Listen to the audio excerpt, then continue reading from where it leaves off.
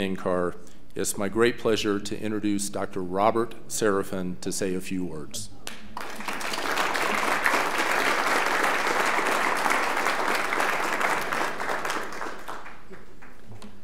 A couple of preliminary comments.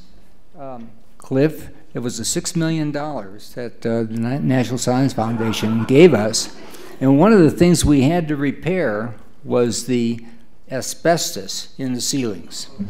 Apparently at the time the building was built, asbestos was not considered to be an issue. That was, I think, $400,000 or so. In any event, it was very significant, and that money was very important in keeping this building in such fine repair. I joined NCAR 44 years ago and brought my family, my wife Betsy, my kids, out here.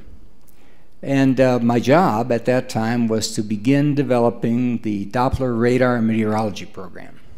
NCAR didn't really have any Doppler radars at that time. You heard from Sarah, eventually those Doppler radars were determined to have detected wind shears at airports, and that led to the installation of some Doppler radars at 45 major airports in our country.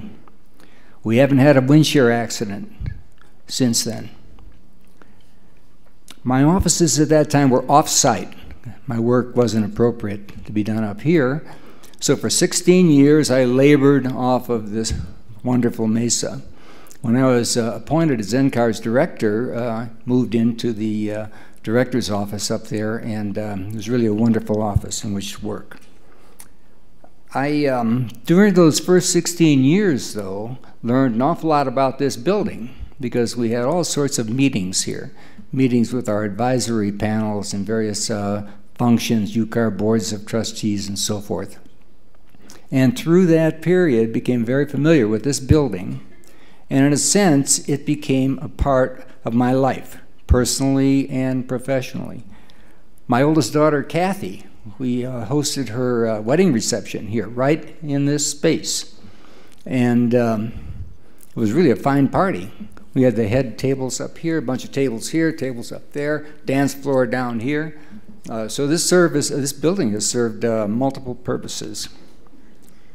I want to say something about a friend of mine many years ago who was a local architect, and he said to me, "Bob, you know, the only architecturally significant building in Boulder is the NCAR laboratory." I think based upon everything you've heard today would support that comment today as well. Today it's billed as one of NCAR's or one of Boulder's prime tourist attractions, as an educational center for the public and for young people. And it is a great research facility where great research is still being done. NCAR through the years has become the outstanding center for atmospheric research in the world. I don't think there's any doubt about that. This, of course, is due, as mentioned earlier, to the staff, top flight staff, scientific, technical support staff. However, its prominence also, I think, is due in a very significant way to I.M. Pei, his genius in having created this facility, as well as the wisdom of Walt Roberts, his colleagues, universities, the National Science Foundation through the years. So we can really be proud of this facility, and I've enjoyed working here for sure. I had a great office up here. I think it was the best office in Boulder. I've oftentimes said that. Some memories stand out particularly, and they have to do with my drives up the hill in the wintertime to look at the building when it wasn't snowing. Those days, in that time in the early morning, you have a beautiful red-orange glow on the backdrop in the mountains and this building. The building is almost indistinguishable from what we see behind it. A perfect, perfect blending, which is what Pei and Walt were trying to do at that time. When, after I'd retired, people would frequently ask me, how do you think about retiring? What do you miss? And I said, well, I really love my job, was blessed to have had that job and to have worked here for so many years. but also I will be able to do anything I want to do.